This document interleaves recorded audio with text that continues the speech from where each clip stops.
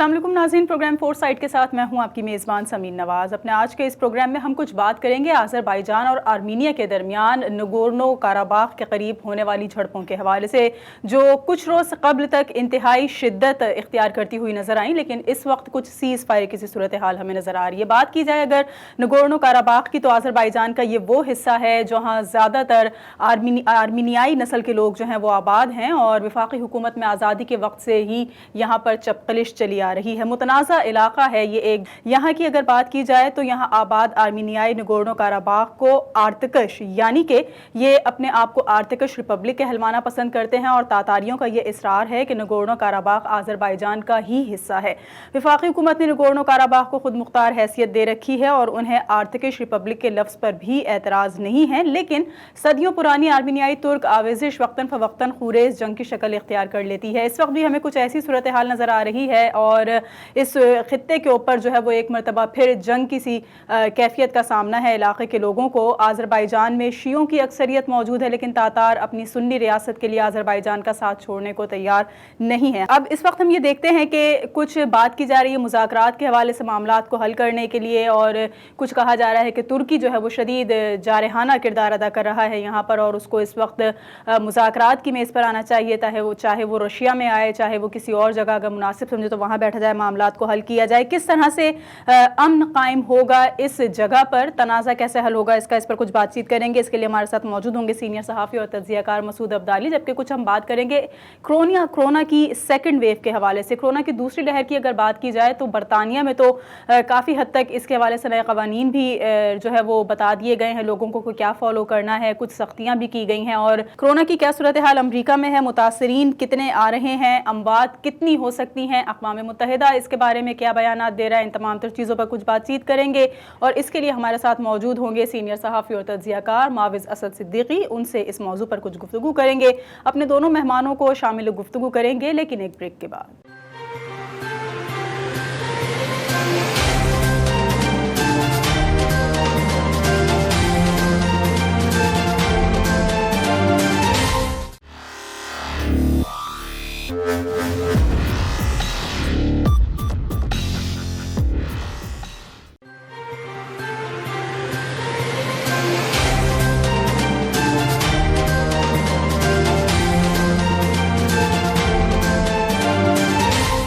Welcome back नाज़रीन, programme four side में एक बार फिर आपको खुशामदीद कहेंगे। बात करेंगे सबसे पहले आज़रबाईजान और आर्मीनिया के दरमियान मुतनाज़ा इलाक़े, इस खित्ते जिसको नगोर्नो काराबाख का नाम दिया गया है। मसूद अब्दाली सीनियर सहाफ़ी और तज्ज़ियाकार हमारे साथ मौजूद हैं। बहुत शुक्रिया मसूद साहब, आपने वक्त दिया प्रोग्राम के लिए। थोड़ा सा हमारे देखने वालों को बता दीजिएगा, थोड़ा बैकग्राउंड समझा दीजिएगा कि इस तनाज़े की वजूहात क्या हैं, क्या मामला है और इस बात का तनाज़ा कब शुरू हुआ और कब इसकी शिद्दत में इजाफा हुआ है। आज़रबाईजान का ये इलाका है, ये इस्लामाबाद से 1342 मील के फासले पर है, शुमाल मगरिब की तरफ, यानी अफगानिस्तान और उसके बाद ये ईरान के बाद जो है आज़रबाईजान है। आज़रबाईजान के बारे में मशहूर बात यह है कि सारे सेंट्रल एशिया में, यानी वस्त एशिया में, यहाँ पर बल्कि दुनिया की तकरीबन सबसे पुरानी ऑयल फील्ड और गैस फील्ड जो है इस इलाके में पाई जाती है। अब आज़रबाईजान का एक और जो मसला है वो ये है कि नगोर्नो काराबाख का इलाका जो ये 1700 मरबा मील का इलाका है, जिसमें आबादी टोटल 1.5 लाख है। तो ये कोई बहुत बड़ा इलाका नहीं है और ये जो है सरसब्ज बागात से घिरा हुआ पहाड़ी इलाका है, बुलंद वाला पहाड़, कोहे काफ, हमने बड़ी कहानियों में पढ़ा होगा कोहे काफ। ये कोहे काफ का इलाका है जो यानी ये कहलाता है नगोर्नो काराबाख। और नगोर्नो का मतलब ही है बुलंदी, यानी ऊंची सतह पर जो चीज़ उसको कहते हैं, और बाग कहते हैं बाज़ ज़बानों में वो सब्जे के लिए आए, यानी सब्ज बुलंद मकाम पर कोई सब्ज बाग, ये दरअसल नगोर्नो काराबाख कहलाता है। अच्छा, मुझे ये भी बता दीजिए कि जो मुतनाज़ा इलाका हम इसको कह रहे हैं कि इसकी जो है वो पार्टीशन के बाद ही मसला हल हो सकता है, जब ही तनाज़ा ख़त्म हो सकता है कि आधा हिस्सा आर्मीनिया और आधा हिस्सा आज़रबाईजान के पास चला जाए, तो शायद इस तरह की झड़पें मुस्तक़बिल में ना हो सके। लेकिन क्या माजी में भी इतनी ही शिद्दत की हम कह सकते हैं कि झड़पें हुई हैं, देखी गई हैं, जितनी की शिद्दत की अब इस वक्त देखी गई हैं या देखी जा रही हैं? बड़ा जो वाक़या हुआ था 1994 में, یعنی خاصی لڑائی جھگڑا ہوا، اور اس کے اندر بلکہ اس سے لے کے 88 سے جو معاملہ شروع ہوا تھا 94 سے چلا، تو جس کے اندر تقریباً 30,000 کے قریب لوگ مارے گئے. اس میں زیادہ تر جو ہے تاتار تھے. یہ ایک جیسے کہتے ہیں خانہ جنگی تھی، ترکوں یعنی تاتاروں اور آرمینیا کے درمیان آپس کی لڑائی تھی. اس کے اندر فوج جو ہے وہ ملوث نہیں تھی، لیکن 2 سال پہلے جو ہے وہ باقاعدہ لڑائی ہوئی. اچھا، اب یہ جو ہے 15ویں صدی کے اندر یہ عثمانی سلطنت کا حصہ تھا، تو ظاہر ہے کہ اس وقت مسلمانوں کا اس پر بالادستی تھی وہاں پر. اس کے بعد جب پہلی جنگ عظیم میں شکست ہوئی ترکوں کو، تو پھر یہ اس پر برطانیہ نے قبضہ کر لیا اور یہ برطانیہ کے زیر انتظام آ گیا. پھر جب سوویت یونین تشکیل ہوئی 1917 میں، تو اس کے بعد انہوں نے جو ہے تقریباً سارے علاقوں پہ قبضہ کر لیا تھا وسط ایشیا کی. تو اس میں اس وقت تنازع آیا، یعنی خیال تھا اس وقت جوزف اسٹالن صاحب کا کہ وہ نگورنو کاراباخ کو وہ اس پہ تو قبضہ کرنا چاہتے تھے آذربائیجان پر، بلکہ اس کے بارے میں لینن صاحب سے کسی نے پوچھا کہ آپ نے کیوں لیا ہے، تو انہوں نے کہا بھائی ہمیں باکو کا تیل اور گیس جو ہے وہ کے بغیر روسی نئی سوویت یونین نہیں چل سکے گی، اس لیے ہمارے لیے جو ہے وہ وہاں اس پر اپنا قبضہ کرنا بہت ضروری ہے. 1990 کے دہائی میں جب افغانستان کے نتیجے میں سوویت یونین تحلیل ہوئی، تو اس وقت پھر جب آزادی کی تحریک چلی، تو اس وقت یہ ہوا تھا کہ پہلے آرتش لوگوں نے کہا تھا، آرمینین لوگوں نے کہا تھا کہ ہماری ریاست کو آزاد کیا جائے. انہوں نے ریفرنڈم میں کرایا، لیکن یہ کہ تاتاروں سے جھگڑا بھی ہوا خاصے ہی، یعنی لڑائی ہوئی اس دوران بھی، یعنی 1980s 88 اور 90 کے درمیان بھی. لیکن بہرحال روس نے یہ طے کیا کہ ہم جو ہے وہ پورا آذربائیجان جو ہے وہ آزاد ملک بنا دیں گے، نگورنو کاراباخ سمیت. اس کے بعد یہ معاملہ چلتا رہا، یعنی یہ جسے کہتے ہیں کہ اس کے درمیان تنازع رہا تاتاروں اور آرمینیا کے لوگوں کو. پھر اس میں ایک اور پہلو جو ہے آپ کو یاد ہوگا، معلوم ہوگا کہ ترکوں کی اور آرمینین کی بڑی پرانی آویزش ہے. بلکہ حتیٰ کہ یہ بھی ہے کہ انہوں نے یہ بھی الزام لگایا کہ جنگ عظیم اول کے دوران ترکوں نے 10 لاکھ آرمینین کا قتل عام کیا تھا، اور ان کا خیال ہے کہ یہ نسل کشی تھی. ترکی کے تھوڑا مجھے کردار کے حوالے سے بتائیے گا کہ آپ اس وقت ترکی کا کس طرح کا کردار دیکھ رہے ہیں، اور اقوام عالم ترکی کے کردار کو کن نظروں سے دیکھتے ہیں؟ ترکی کی جو گیس اور تیل کی ضرورت ہے وہ تقریباً 1/3 پوری ہوتی ہے آذربائیجان سے، کیونکہ آذربائیجان کے قریب اس کی سرحد ہے، تو وہاں پر وہ لے لیتے ہیں وہاں سے تیل اور گیس وغیرہ. تو وہ اچھے دونوں ملکوں کے بڑے کاروباری تعلقات بھی ہیں. اس کے علاوہ آرمینیا دشمنی کے اندر یہ دونوں ملک ایک دوسرے کے قریب ہیں. تو اس لیے پھر یہ ہوا کہ جب یعنی یہ لڑائی ان کی پہلے آپس میں تھی، لیکن جو وزیر اعظم نکول پاشینیان ہیں آرمینیا کے، انہوں نے الزام لگایا کہ دراصل ترک فوج جو ہے وہ لڑ رہی ہے وہاں پر، اور تو انہوں نے یہ کیا ہے کہ شام وغیرہ میں جو ترک انہوں نے وہاں مقامی دہشت گرد، ان کے الفاظ میں انہوں نے وہاں سے ریکروٹ کیے ہیں، جو بھیج رہے ہیں یہاں پر نگورنو کاراباخ بھیجے، جو قتل عام کر رہے ہیں. دوسری طرف ان کا کہنا یہ، ترکی کا کہنا یہ ہے کہ وائی پی جی کے جو ٹیررسٹ ہیں، کرد دہشت گرد جو کہتے ہیں وائی پی جی کے، یہ وہ لوگ ہیں جو اس وقت آرمینیا میں یعنی نگورنو کاراباخ میں جنگ کر رہے ہیں، اس لیے کہ آرمینیا اور نگورنو کاراباخ کی سرحد ہے وہ تقریباً سیل کر دی ہے اس نے آذربائیجانی فوج نے، تو وہاں سے وہ لوگ نہیں آ سکتے. لیکن یہاں جو ہے جو کرد دہشت گرد ہیں وہ یہ کارروائی کر رہے ہیں. ترکی اور آذربائیجان ایک طرف ہیں، اور آرمینیا، روس اور فرانس جو ایک طرف ہے. یعنی اگرچہ روس جو ہے ابھی تک اس کا رویہ یک طرفہ نہیں ہے، وہ بار بار یہ کہہ رہا ہے کہ ہم مذاکرات، ہم مصالحت کرنا چاہتے ہیں، ہم ثالثی ہیں، بلکہ انہوں نے یہ بھی پیشکش کی ہے کہ آپ مذاکرات ماسکو میں کر لیں یا شہر روس کے کسی اور شہر میں کر لیں. تو انہوں نے ترکی سے بھی یہ کہا ہے کہ وہ بھی چاہے تو اس مذاکرات میں شرکت کر سکتا ہے آذربائیجان اور آرمینیا کے مابین. لیکن فرانس کا رویہ جو ہے، جو مکران صاحب نے کل ایک بیان دیا، انہوں نے کہا کہ یہ سب کچھ جو ہے ترکی کی پشتیبانی سے ہو رہا ہے، اور اگر یعنی ترکی کو جب تک ہمیں چاہیے کہ ترکی کو معقولیت پر مائل کریں. پھر انہوں نے روسی صدر سے بات کی، انہوں نے کہا کہ اصل جو اس کی جڑ ہے وہ ترکی ہے، اور ترکی پر جو ہے وہ یعنی جسے کہتے ہیں اس کی گوشمالی بہت زیادہ ضروری ہے. تو یہ جھگڑا مختصر میں عرض کروں کہ جھگڑا ہے تو صدیوں پرانا، لیکن ابھی اس وقت جو اس میں پہلو آیا وہ ایک آرمینیا اور ترکی کی جو پرانی آویزش ہے وہ، اس کے علاوہ ترکی اور یورپ کا جو آج کل جھگڑا چل رہا ہے مشرقی بحر روم کی وجہ سے، اس کی وجہ سے اس کے اندر جسے کہتے ہیں کہ علاقائیت آ گئی، یعنی یہ دو قومیت کے درمیان تصادم کے بجائے اب ایسا لگ رہا ہے کہ ایک علاقائی تنازع بن گیا ہے۔ اچھا مجھے بتائیے، اس وقت ہم اگر بات کریں نگورنو کاراباخ کی، تو آرمینیا کی فیور میں ہمیں رشیا نظر آ رہا ہے، کیونکہ جس طرح آپ نے کہا کہ آرمینیا کے ساتھ جو ہے وہ رشیا کے معاملات بہت مختلف ہیں اور وہ حمایت کرتا ہے بہت حد تک آرمینیا کی، اور اس کا استحقاق ہے کہ وہ آرمینیا کی سپورٹ کرے۔ ساتھ ساتھ آذربائیجان بھی رشیا کا ہی حصہ ہے، لیکن یہاں پر ترکی کلیم کرتا ہوا نظر آ رہا ہے، اور ترکی یہ کہا جا رہا ہے کہ وہ آذربائیجان کی سپورٹ پہ ہمیں نظر آ رہا ہے۔ تو کیا ہم یہ سمجھیں کہ ترکی اور رشیا ایک دوسرے کے آمنے سامنے کھڑے ہوئے ہیں آذربائیجان اور آرمینیا کی شکلوں میں، یا پھر معاملات کچھ اور ہیں؟ اب اصل میں جو سلسلہ شروع ہوا ہے وہ شروع ہوا ہے 27 ستمبر سے۔ اس کے بارے میں دو رائے ہیں۔ آرمینیا کا کہنا یہ ہے کہ آذربائیجان نے اپنی باقاعدہ فوج بھیج دی وہاں پر آرمینیا کے لوگوں سے لڑنے کے لیے، جبکہ تاتاروں کا کہنا یہ ہے کہ پہلے جو ہے آرمینیا کی فوج نے تاتار آبادی پر گولہ باری کی، جس سے کوئی 50 کے قریب تاتار مارے گئے اور ان کے مکانات تمام تصاویر بھی جاری کی ہیں سوشل میڈیا پہ۔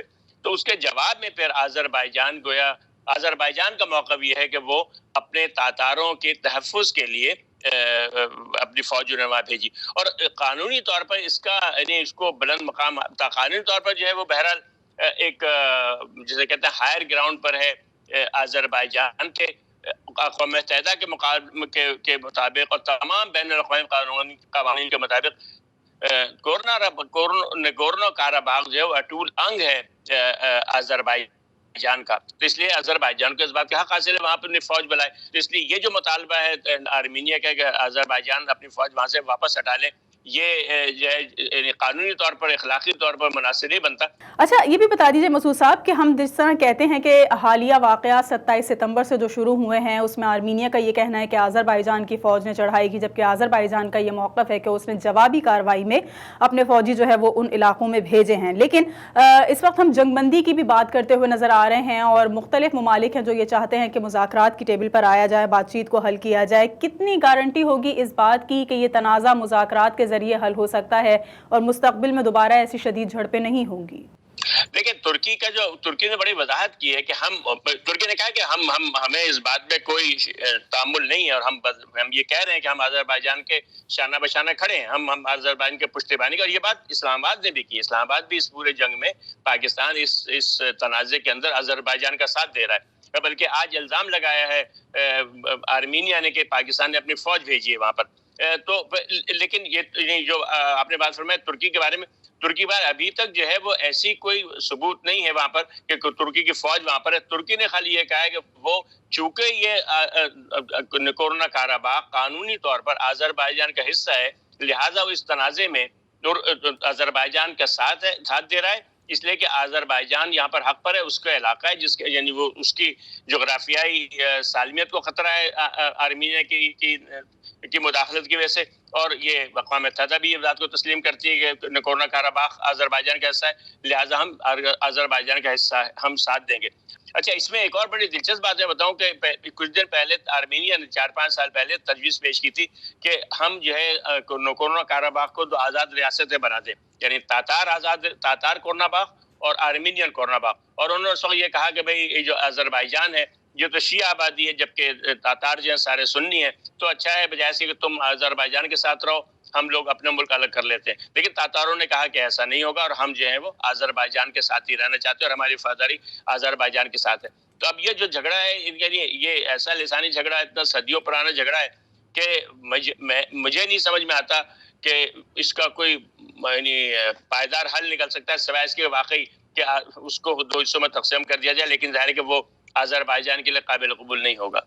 ٹھیک ہے، بہت شکریہ مسعود عبدالی ہمارے ساتھ موجود تھے۔ کچھ ہم بات کر رہے تھے آرمینیا اور آذربائیجان کے درمیان جاری جھڑپوں کے حوالے سے، جو اس وقت ہمیں سیز فائر کی صورتحال میں تقریباً ختم ہوتی ہوئی نظر آ رہی ہیں، اور کہا یہ جا رہا ہے کہ معاملات حل کرنے کی جو کوشش کی گئی تھی اس میں کسی حد تک کامیابی حاصل ہوئی ہے۔ اپنے اگلے موضوع کی طرف بڑھیں گے اور کورونا کی سیکنڈ ویو کے حوالے سے بات چیت کریں گے۔ معاوض حسن صدیقی ہمیں جوائن کریں گے اس موضوع پر بات چیت کے حوالے سے، ان سے گفتگو کریں گے، لیکن ایک بریک کے بعد۔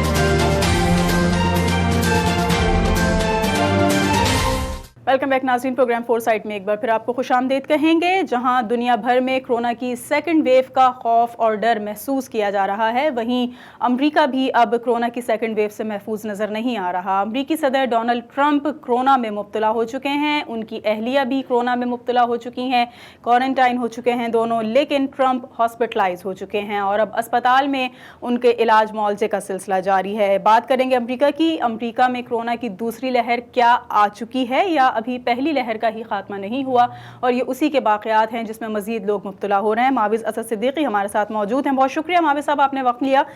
मुझे बताइए कि मुतासरीन कितने बढ़े हैं? क्या ये सेकंड वेव है कोरोना की अमेरिका में, या अभी पहली ही जो लहर चल रही थी कोरोना मुतासरीन की, उसी में ये तमाम तर लोग शुमार किए जाएंगे? और अगर ऐसा नहीं है तो क्यों कहा जा रहा है कि ये सेकंड वेव है? क्या पहली वेव ख़त्म हो गई थी जो इसको सेकंड वेव का नाम दिया गया? जी हाँ ज़मीन, बिल्कुल सही कह रही है। बदकिस्मती से अमेरिका जो पहले ही दुनिया में सबसे ज्यादा इसका शिकार था, सबसे ज्यादा जहां लोग कोरोना वायरस का शिकार हुए, उसके बाद सबसे ज्यादा अमवात भी हुई, जहां 2 लाख के करीब, वहां एक मरतबा फिर कोरोना की जो अफरियत है उसने सर उठाना शुरू कर दिया है। और जो है वो पहले अभी न्यूयॉर्क से जब खत्म हुआ था तो उसके बाद वो खत्म नहीं हुआ था, बल्कि न्यूयॉर्क में भी आहिस्ता आहिस्ता चल रहा था, लेकिन आगे जिस रियासतें हैं उसमें, जिसमें टेक्सास शामिल है, नॉर्थ और साउथ डकोटा शामिल है, इसमें जो है वो वहां पहुंचा और उससे आगे जा रहा था वहां के शहरों में। लेकिन अब दोबारा लगता है कि अमेरिका में एक मरतबा फिर जो है वो ये सिलसिला जो है वो दोबारा शहरों में, उन शहरों में भी शुरू हो रहा है जहां पहले हो चुका था। यहाँ अभी तक इस बात का इंतजार हो रहा है कि कौन सी जो वैक्सीन इजाद आ रही है, सामने आ रही है, उसका इंतजार हो रहा है। उससे पहले जो है वो बहुत बुरी सूरत हाल होती हुई नजर आ रही है। और हमने ये देखा था कि जो यहाँ जिस तरह हम रिलैक्स हो गए थे और बहुत इत्मीनान से हम जिंदगी दोबारा लग रहा था कि पलट के आ गई है, लेकिन अब वो दोबारा एहतियात शुरू हो गई, क्योंकि सेकंड के लिए यहाँ के जो माहिरीन हैं, फौजी वगैरह, उनका भी यही कहना है कि सर्दी और खिजा में जो है वो इसमें इजाफा हो सकता है। पहले इसको ऐसे ही लिया जा रहा था क्योंकि लोग जो है वो खत्म हो गया था और लोगों की निस्बतन एहतियात हमने खुद देखा, और उसमें हम खुद भी शामिल हैं, जहाँ जो है वो मास्क के बगैर निकलना और घुटनों में खाने भी चल रहे थे। अभी तक पाबंदी नहीं लगाई है, जितना खोला है मसाजिद में भी नमाजें भी हो रही हैं, जो है यहाँ जो है जुमे की नमाज में भी काफी लोग मुझे नजर आए, और लेकिन बहुत ज्यादा स्ट्रिक्ट उसके साथ जो प्रोटोकॉल था उसके साथ बुखार चेक हो रहा था, लेकिन उसके साथ रेस्टोरेंट्स भी भरे हुए हैं। अब ये देखना है कि इसको किस तरह से दोबारा क्या कोई ऐलान होता है हंगामी हालात का। अच्छा, ये भी देखा गया कि जिस तरह से तकरीबन 7-8 माह के अरसे में अक्सर व बेशतर अमरीकी सदर ट्रंप जो है वो उन लोगों को तज़हीक का निशाना बनाते हुए नज़र आए जो शायद SOPs फॉलो कर रहे थे या फेस मास्क यूज़ कर रहे थे, उनकी जानिब से उनका मजाक उड़ाया गया, और ख़ुद उन्होंने कभी भी उस चीज़ को अप्रिशिएट नहीं किया कि मास्क यूज़ करना चाहिए या हमें SOPs फॉलो करने चाहिए, जिसके नतीजे में हम देख रहे हैं कि ट्रंप खुद कोरोना में मुब्तला हो गए। तो क्या अमरीकी सदर को होने वाला कोरोना अलार्मिंग सूरत हाल है? इस हद तक बढ़ चुका है कि अमरीकी सदर भी इससे महफूज नहीं है, तो आवाम कैसे महफूज होंगे? हमारे मोहतरम मकबूल और जो है पूरी दुनिया में छाए हुए सदर डोनाल्ड ट्रंप साहब को जो कोरोना हुआ है, वो कोरोना और ज्यादा मशहूर हो गया। अब देखना ये है कि कोरोना उनको शिकस्त देता है, ये कोरोना को शिकस्त देते हैं। लेकिन देखिए, उन्होंने शुरू से, अगर हम संजीदगी से बात करें तो उन्होंने शुरू से ही इसका मजाक बनाया। इनको शुरू से, जब इन्होंने पहली तकरीर जो की थी ये फरवरी को, उस वक्त इन्होंने कहा कुछ नहीं होगा, उस वक्त 0 थे मौजूदा। फरवरी से लेकर आज के दिन तक जो है वो 2,07,000 से ऊपर हो चुके हैं। उस वक्त तक ये संजीदा नहीं हो रहे थे, बल्कि आपने देखा होगा कि तकरीर में भी इन्होंने कहा कि मैं मास्क पहन के नहीं आऊंगा, जो डिबेट हुई थी, और जो बाइडेन के बड़े मास्क का मजाक उड़ाया। अब वो कहते हैं ना हमारे यहाँ कि अपने मजाक अपने गले को आ गया, और ये बड़ा एक अजीब सी सिचुएशन है। तो जो अभी कहा जा रहा है कि उनकी जो कोरोना वायरस की जो बड़े विक्टिम्स होते हैं, उनमें वेट का ज्यादा होना, उम्र का ज्यादा होना, तो वो उनमें दोनों चीजें मौजूद है। वो 74 साल के हैं और जो है वो वेट भी उनका जो है अपने जो उससे हवाले से जो उनके पास होना चाहिए उससे 30 पाउंड ज्यादा है जो उनके कद और उसके हवाले से। तो इस लिहाज से वो एक खतरनाक सिचुएशन में शायद इसीलिए रखा जा रहा है। और मजे की बात यह है कि उनपे जो है आजमाइशी दवा इस्तेमाल की जा रही है, जिसका अभी तक FDA वगैरह ने अप्रूव नहीं किया है। तो जो बातें करते थे वो आज उनको उनके गले पड़े पर, जैसे हमारे यहाँ भी होता है सियासतदान जो बात करते हैं, जो दावे करते हैं, अगले दिन आप देख लें कि वो उनके मुंह पे आ रहे होते हैं, तो कैसा अजीब सा लग रहा होता है। आप مطلب نواز شریف صاحب کی تقریریں دیکھ لیں یا عمران خان ہمارے وزیر اعظم کی تقریریں دیکھ لیں، بڑا عجیب سا لگتا ہے کہ وہ چیزیں جو ہے نا واپس ان کو معذرت کرنی پڑ رہی ہوتی ہے یا منہ پہ واپس آ رہی ہوتی ہے. اسی طرح صدر ڈونلڈ ٹرمپ صاحب ہیں جو کہتے رہے، ماسک کا مذاق اڑاتے رہے. شروع میں تو کرونا ہی یہ کہتے تھے کہ نہیں ہے کرونا، اور پھر مذاق اڑاتے تھے کہ ڈیموکریٹک اسٹیٹس میں زیادہ ہیں اس لیے کہ وہاں آزادی، کیونکہ یہ ریاست کے حوالے سے جو تھا ریاست کے فیصلے ہوئے تھے. لیکن مزے کی بات یہ کہ ریپبلکن اور ڈیموکریٹ میں بھی زیادہ فرق نہیں، 47 اور 53% کا فرق ہے اگر ریپبلکن اور ڈیموکریٹ اسٹیٹس ہیں. تو اس لحاظ سے یہ بات آج ان کو اپنے سامنے آئی، اور اس کو یہ یقیناً بڑی الارمنگ ہے کہ جو بیماری محل میں گھس جائے تو جھوپڑوں میں بھی تو آرام سے گھس سکتی ہے. جو ہم نے یہ دیکھا تھا کہ یہاں نیو یارک میں جو چھوٹے مکانات تھے، جو یہاں کم آمدنی کے لوگ تھے، بہت زیادہ بات ہوئی تھی. ہم دعا کرتے ہیں کہ ڈونلڈ ٹرمپ صاحب جو ہے وہ صحتیاب ہوں، وہ کیونکہ ان کی بیماری نے یہاں ایک اسٹاک ایکسچینج کو بھی ہلایا ہے، اور پوری دنیا میں جو ہے پوری دنیا ہلی ہے. امریکہ کی جو طاقت ہے اور ان کی جو شخصیت ہے اس کے حوالے سے پوری دنیا میں ایک بھونچال سا آیا ہے. جی اچھا، پھر یہ بھی کہا جا رہا ہے کہ اب لوگوں میں ہی اتنی قوت مدافعت پیدا ہو گئی ہے کرونا کے حوالے سے، یا وہ اینٹی باڈیز ڈیولپ ہو چکی ہیں ان لوگوں میں جو کرونا میں مبتلا ہو چکے ہیں، کہ اب ان کو عادی ہو جانا چاہیے. یعنی ہم جس طرح دیگر اور متعدی امراض کے ساتھ، وبائی امراض کے ساتھ رہتے چلے آ رہے ہیں، اب کرونا بھی ان امراض میں شامل ہو گیا ہے، اور لوگوں کو اب اتنا سمجھدار ہو جانا چاہیے کہ وہ عادت بنا لیں کرونا کے ساتھ رہنے کی، اور احتیاط کے ساتھ رہیں، کیونکہ کرونا تو ختم نہیں ہوگا، ہمارے درمیان ہی موجود رہے گا. ہم ہی لوگوں کو شاید اپنا طریقہ زندگی تبدیل کرنا ہوگا کہ جس سے ہم کرونا سے محفوظ رہ سکیں. جی شرمین، بس قسمتی تو ایسے ہی لگ رہا ہے کہ ہمیں اس کے ساتھ شاید جینا چاہیے، جینے کا طریقہ ڈھونڈ لینا چاہیے. کیونکہ میں خود اگر ہم اپنے ذاتی طور پہ دیکھیں، بہت سے لوگ ابھی بھی احتیاط کر رہے تھے، لیکن میں سمجھتا ہوں کہ میں ایک بے فکری کی زندگی شروع کر دی تھی، لیکن ایک بڑا افیکٹ ہوا ہے، بہت سائیکولوجیکل بڑا افیکٹ ہوا ہے. ابھی یہاں حالانکہ بہت خیال کر رہے ہیں. میں پچھلی مرتبہ میں کچھ 1.5 ہفتے پہلے جو ہے وہ ہیوسٹن ٹیکساس گیا تھا، جہاں طوفان آیا تھا، وہاں ریلیف کے کام کے لیے.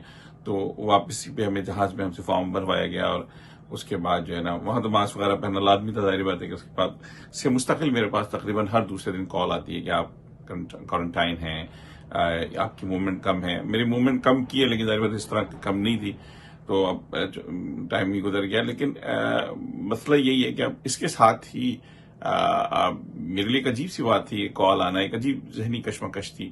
اور یہی اب دیکھیں، اب یہاں جو ہاسپٹل میں، مساجد میں آج بھی میں گیا، مسجد میں بھول جاتے ہیں تو مسجد میں وہی ماسک، گاڑی میں ماسک بھر دیے ہیں تاکہ اگر کوئی بھول جائیں تو وہاں سے نکال کے پھر وہ مسجد میں آئے، ٹیمپریچر چیک کیا، پھر ان کے بعد اندر بھیجا. پھر اس کے بعد شام میں مجھے ایک پروگرام میں جانے کا موقع ملا. وہاں بھی یہی ہوا کہ سب لوگ ماسک پہنے ہوئے تھے، 6 فٹ کے فاصلے تھے، اور پاکستانی کمیونٹی کا پروگرام تھا. اس کے باوجود بھی جو ہے وہ کافی اس میں جو ہے سختیاں تھیں، اور میں نے دیکھا کہ وہاں بھی ٹیمپریچر چیک ہو رہا ہے. تو اب یہ پروٹوکول سب فالو کر رہے ہیں. اب یہ کہا شروع سے یہ کیا کہ جو جتنے ماہرین تھے امریکی، کم از کم یہی کہہ رہے تھے کہ ہمیں اس کے ساتھ جینا ہوگا. میں دعا کرتا ہوں پاکستان کے لیے، اللہ کرے پاکستان میں ایسی چیز نہ ہو. لیکن یہاں محسوس ہو رہا ہے کہ جو ہے وہ جو ہے اب تو اسی کے ساتھ جینا پڑے گا. اور دیکھیں کب تک ہوتا ہے. اس کے بعد اگر ویکسین ایجاد بھی ہو جاتی ہے تو کس وقت سر اٹھا لے. اور اب بڑے مجمع کیا ہو سکیں گے یا نہیں ہو سکیں گے. ہم تو وہی دنیا واپس چاہیے کہ جس میں کبھی ہم بڑے بڑے اجتماعات بھی کرتے ہیں، لوگوں سے ملتے جلتے ہیں، ساحل سمندر پہ بھی جاتے ہیں، پکنک پوائنٹ پہ جاتے ہیں، ریسٹورینٹس میں بیٹھتے ہیں. ابھی تو ریسٹورینٹ بھی انہوں نے ایک ٹیبل چھوڑ کے بٹھایا لوگوں کو. باہر کی اجازت ہے لیکن اندر جو ہے وہ بہت کم لوگوں کو بٹھاتے ہیں. تو اب دیکھتے ہیں کہ کیا ہوتا ہے. یہ بہرحال آپ کی بات صحیح ہے، لگتا ہے یہ کہ اس کے ساتھ ہمیں جینا سیکھ لینا چاہیے. اچھا، آخر میں مجھے یہ بتا دیجئے کہ اس وقت جس طرح سے زوروں پر ہیں انتخابی سرگرمیاں، اور ایک ڈیبیٹ کا بھی ہم نے دیکھا کہ انعقاد کیا گیا، جو اب شاید امریکی صدر ٹرمپ کے ٹھیک ہو جانے تک دوبارہ کوئی ایسی نہیں دیکھی جا سکے گی. تو کس حد تک متاثر ہوتی نظر آ رہی ہیں آپ کو انتخابی سرگرمیاں؟ اور کیا اس وقت کرونا میں جو مبتلا ہو گئے ہیں صدر ٹرمپ، تو کیا اس کا اثر ان کے انتخابی نتائج پر بھی پڑے گا؟ کسی حد تک کسی نہ کسی طرح سے وہ متاثر ہوں گے اس سے، یا ایسا نہیں ہے؟ جی ہاں، اب تو یہی ہے ظاہر بات ہے کہ وہ صدر ڈونلڈ ٹرمپ کی کوارنٹائن میں جانے کے بعد بہت اثر پڑے گا.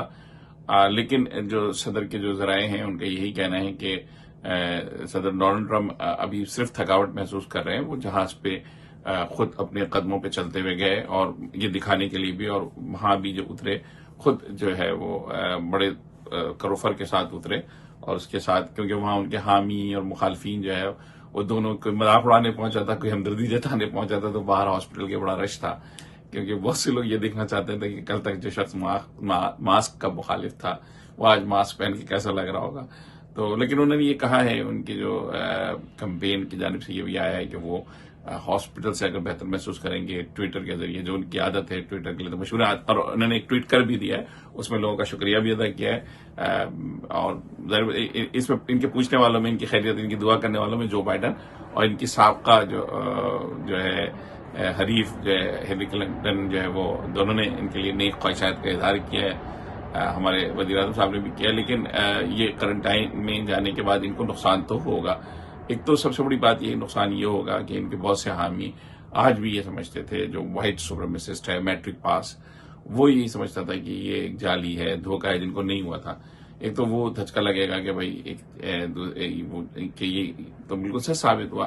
دوسری جو چیز ہے وہ یہ کہ ان کی جو موومنٹ تھی، ان کی قوت کو ظاہر کرتی تھی. دیکھیں یہ بھی جو بائیڈن کے ساتھ بظاہر یہی کہا جاتا ہے کہ کیونکہ ریپبلکن کہتے ہیں، یعنی رائٹ ونگ کے جو لوگ ہیں، ریپبلکن تو سارے نہیں، وہ یہ کہتے ہیں کہ ڈونلڈ ٹرمپ نے جو بائیڈن کو نقصان مطلب ڈبیٹ میں شکست دی ہے. جو بائیڈن کا جو حلقہ ہے اور اس میں وہ زیادہ بہتر بات بھی محسوس ہوتی ہے. وہ کہتے ہیں کہ پوائنٹس کے لحاظ سے جو بائیڈن جیتا. تو لیکن ان کی جو شخصیت ہے مذاق اڑانے والی، بھرپور، کسی کو خاطر میں نہ لانے والی، ایک دم سے آپ کی کوئی جملہ بھی بول دیں گے.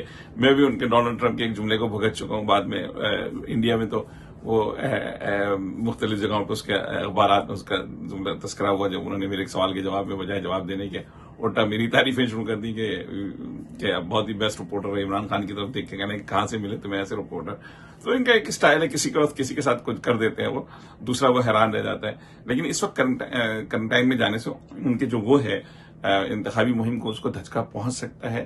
لیکن ایک اور جو بات ہے بالکل یونیک ہے، جو فارنہائٹ کے جو فلم پروڈیوسر ہیں، جو بہت مشہور تھے ایک زمانے میں، مائیکل مور کے نام سے، بہت زیادہ مشہور ہے، بہت لبرل ہیں اور اپنی جملے بازی کی وجہ سے بہت مشہور ہے. انہوں نے یہ کہا ہے کہ یہ صدر ڈونلڈ ٹرمپ نے یہ جو ہے وہ فیک کیا ہے اور ہمدردیاں حاصل کرنے کے لیے. تو میری سمجھ میں نہیں آتا کہ ہمدردیاں ملیں گی یا نقصان ہوگا، اور کیا سیکنڈ ڈیبیٹ سے بچنے کے لیے کیا گیا یا کیا ہے، یہ پتہ نہیں چل رہا. لیکن بہرحال اس وقت یہ ضرور ہے کہ یہ کہا جا رہا ہے کہ یہ دنیا کے سب سے مشہور آدمی کو دنیا کی سب سے بڑی بیماری ہوئی ہے، اور دنیا کی سب سے دیکھی جانے والی الیکشن کمپین جو ہے وہ متاثر ہوگی لازمی.